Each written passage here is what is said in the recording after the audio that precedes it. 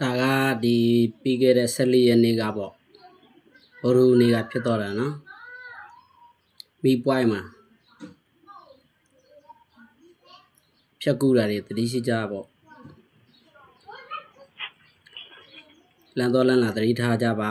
မဖြစ်ရင်ဘာမှမဖြစ်ဘူးဖြစ်တော့လို့ရှိရင်မလွယ်ဘူးနော်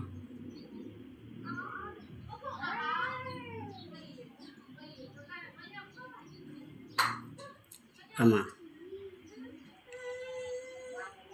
လူလဲနာတယ်ပစ္စည်းတွေလည်းပစ္စည်းတယ်ဆိုင်ကယ်လည်းထိခိုက်ဒဏ်ရာရတယ်